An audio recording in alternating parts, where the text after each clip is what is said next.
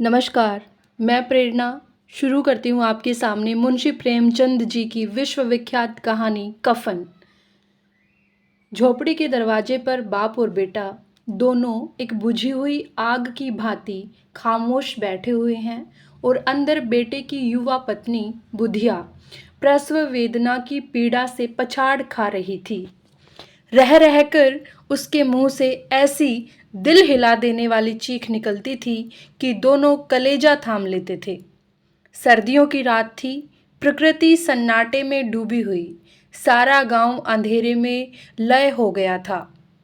घीसू ने कहा, मालूम होता है वह बचेगी नहीं। सारा दिन दौड़ते भागते हो गया, जा उसे देख तो आ। माधव माधव बेटा है, घीसू पिता है। तो माधव चिढ़कर बोला, मरना ही है तो जल्द मर क्यों नहीं जाती? देख कर क्या करूंगा मैं? तू बड़ा बेदर्द है बे। साल भर जिसके साथ सुख चैन से रहा, उसी के साथ इतनी बेवफाई। तो मुझे तो उसका चीखना, तड़पना और हाथ पैर पटकना नहीं देखा जाता। चमारों का कुनबा था और सारे गांव में बदनाम। घीसू एक दिन काम करता तो 3 दिन आराम करता था। माधव इतना कामचोर था कि आधे घंटे काम करता तो घंटा भर चिलम पीने में बिता देता। इसलिए उन्हें कहीं मजदूरी नहीं मिलती थी। घर में मुट्ठी भर भी अनाज मौजूद हो तो उनके लिए काम करने की कसम थी। 2-4 फाके हो जाते तो घीसू पेड़ पर चढ़कर लकड़ियां तोड़ लाता और माधव बाजार में बेच आता। और जब तक वह पैसे रहते, दोनों इधर उधर मारे मारे फिरते। गांव में काम की कमी नहीं थी। किसानों का गांव था। परिश्रमी व्यक्ति के लिए 50 काम थे। लेकिन इन दोनों को उसी वक्त बुलाते थे जब दो व्यक्तियों से एक का काम पाकर भी संतोष कर लेने के अलावा और कोई चारा नहीं होता था। निहायत निकम्मे और आलसी थे दोनों बाप बेटा। यदि दोनों साधु होते तो उन्हें संतोष और धैर्य के लिए संयम और नियम की आवश्यकता न होती। यह तो उनकी प्रकृति थी। अनोखा जीवन था इनका। घर में मिट्टी के 2-4 बर्तन के अतिरिक्त और संपत्ति नहीं। फटे चीथड़ों से अपनी नग्नता को ढांपे हुए जिए जाते थे। दुनिया की चिंताओं से मुक्त, कर्ज से लदे हुए। गालियां भी खाते, मार भी खाते, मगर फिर भी कोई गम नहीं। दीन इतने कि वसूली की कतई उम्मीद न रहने पर भी लोग इन्हें कुछ न कुछ कर्ज दे देते थे। मटर आलू की फसल में दूसरों के खेतों से मटर या आलू उखाड़ लाते और भून भान कर खा लेते, या 10-5 ऊख उखाड़ लाते और रात को चूसते।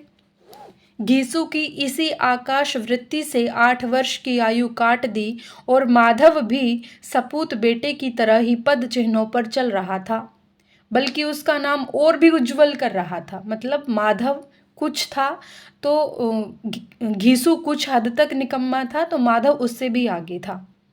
इस वक्त भी दोनों आग के सामने बैठकर आलू भून रहे थे, जो कि किसी खेत से खोद कर लाए थे। घीसू की औरत को तो बहुत दिन हुए मृत्यु हो गई उसकी। माधव की शादी पिछले साल हुई थी।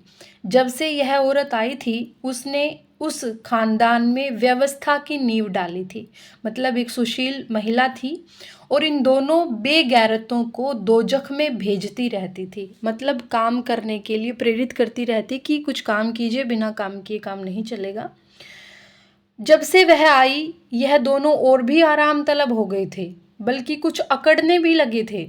कोई काम करने को बुलाता तो निर्ब्याज भाव से दुगनी मजदूरी मांगते।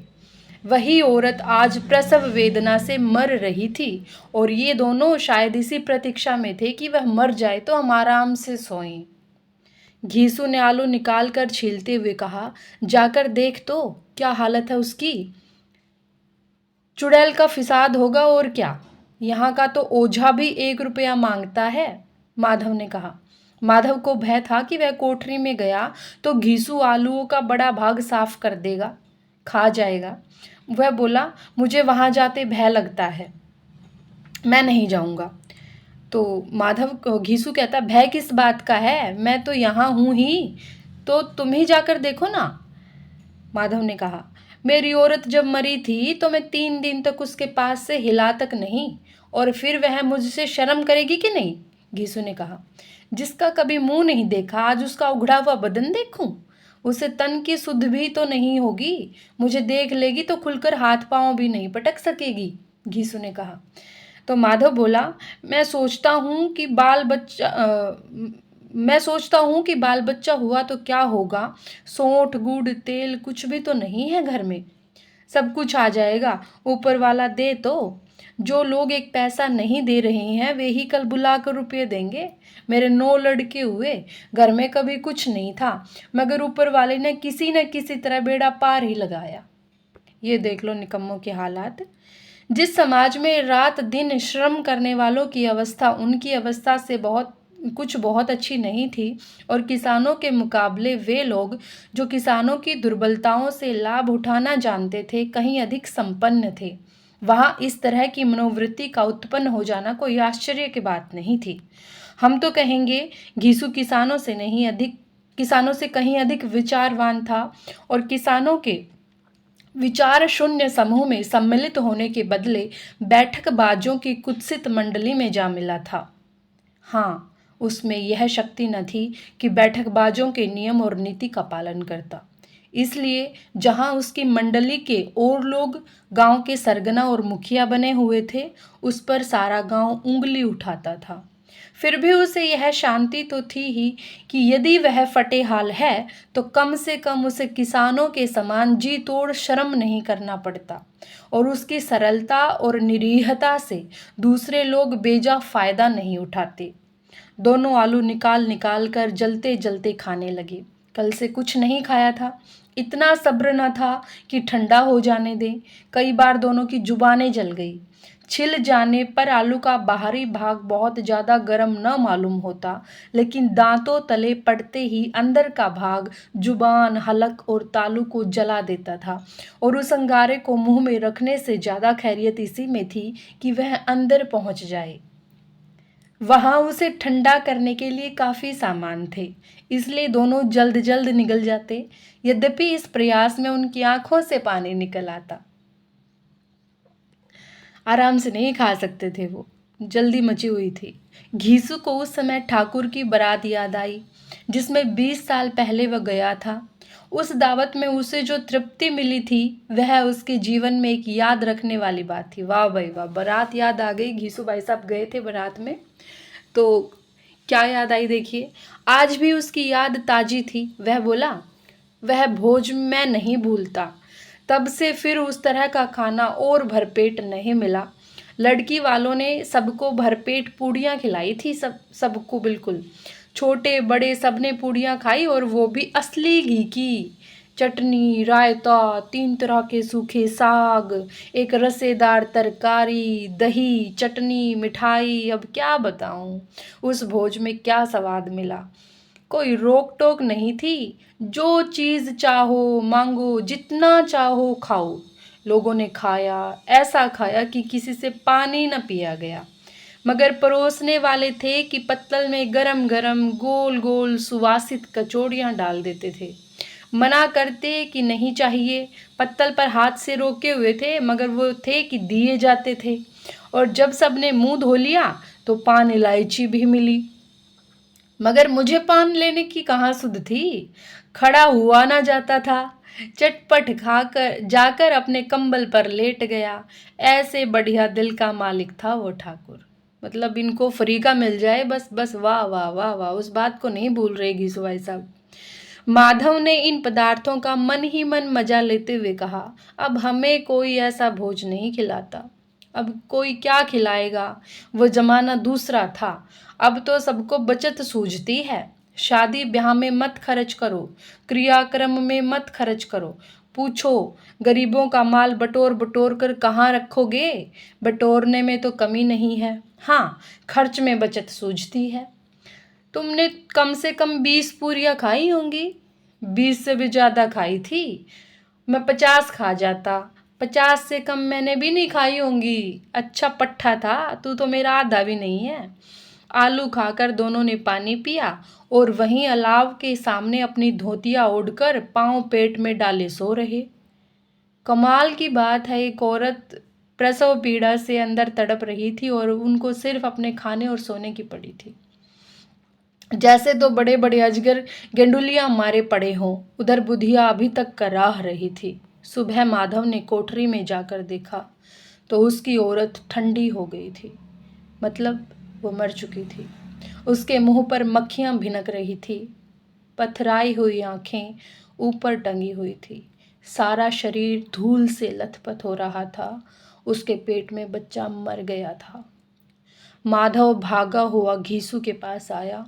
फिर दोनों जोर जोर से हाय हाय करने और छाती पीटने लगे।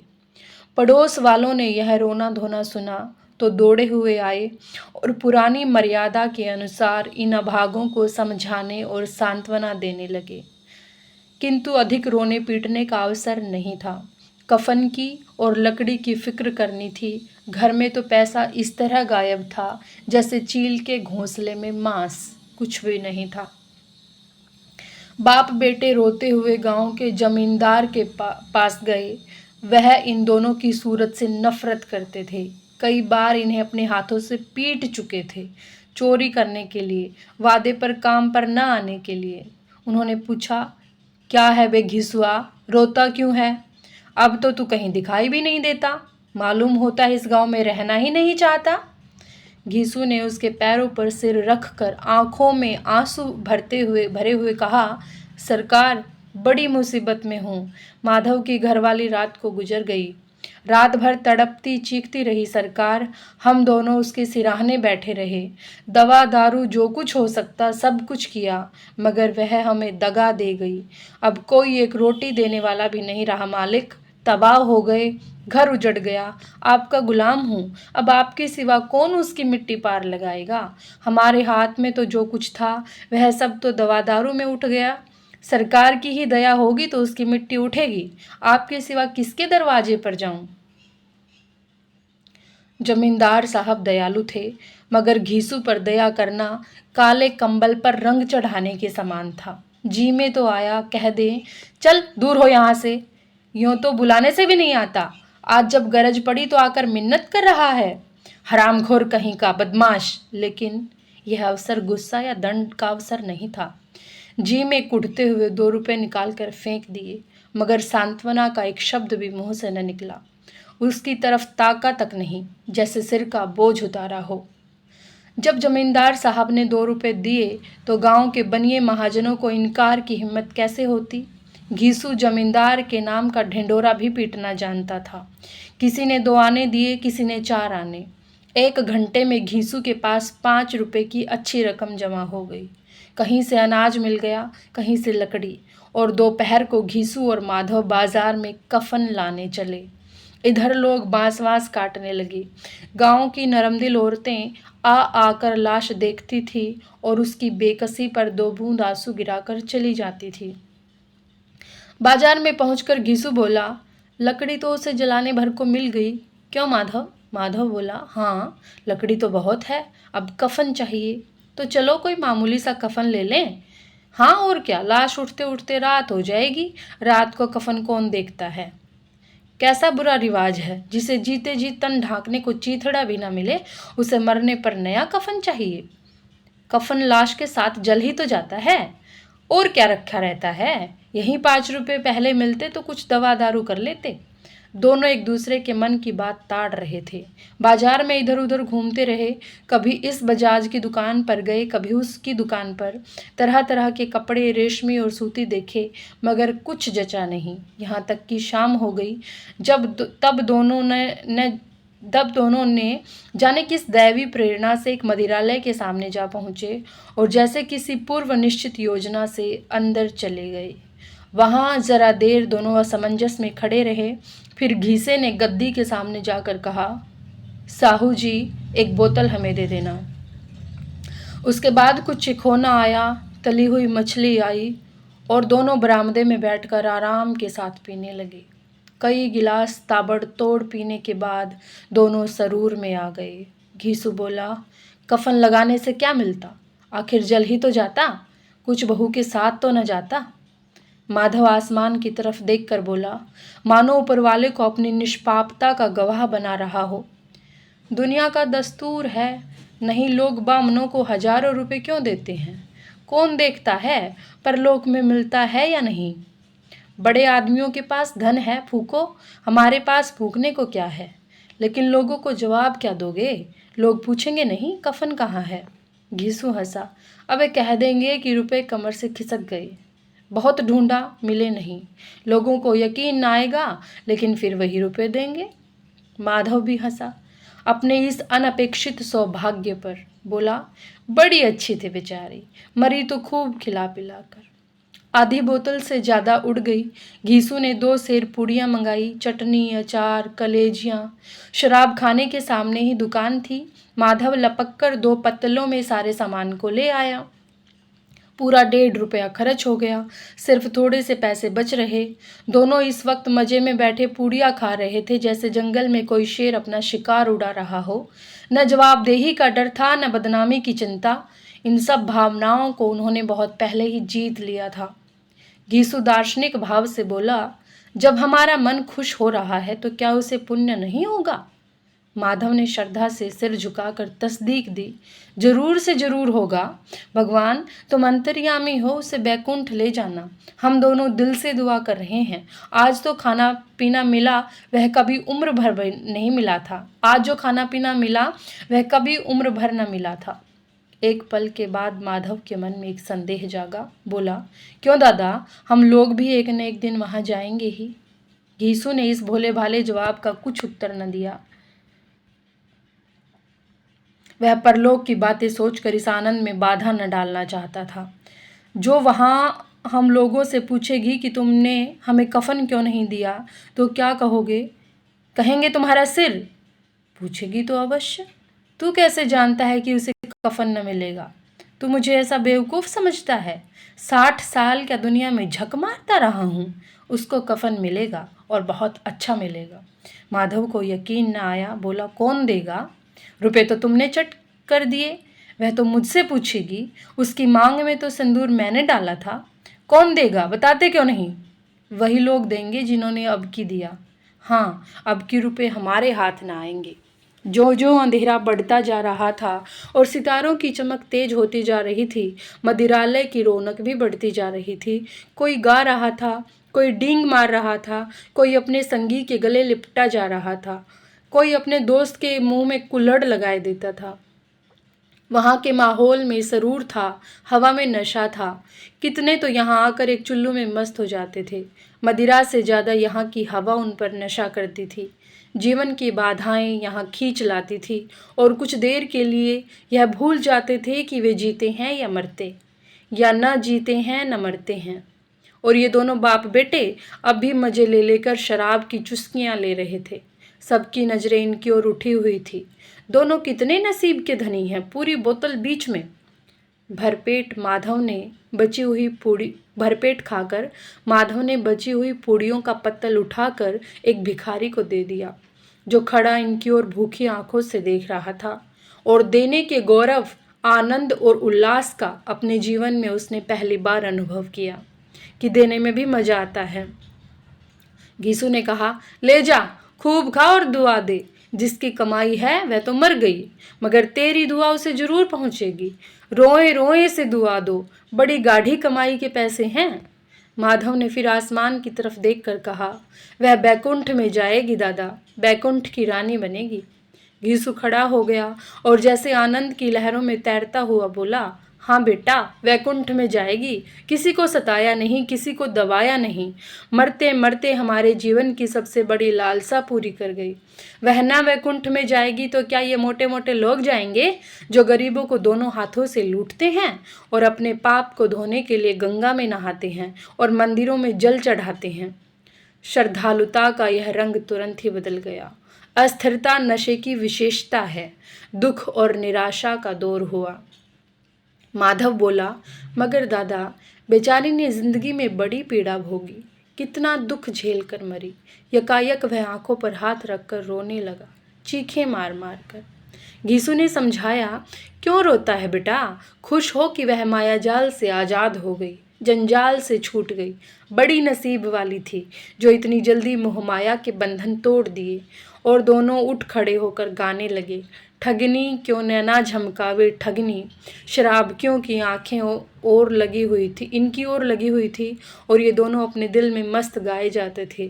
फिर दोनों नाचने लगे, उछले भी, कूदे भी, गिरे भी, मटके भी, भाव भी बताए, अभिनय भी किए और आखिर नशे में मदमस्त होकर वहीं गिर पड़े। उन्हें अपना सुध न था। तो ये थी कहानी कफन। पता नहीं उस बेचारी को कफन नसीब हुआ होगा या नहीं। कहानी कैसी लगी कमेंट में लिखकर ज़रूर बताना। धन्यवाद।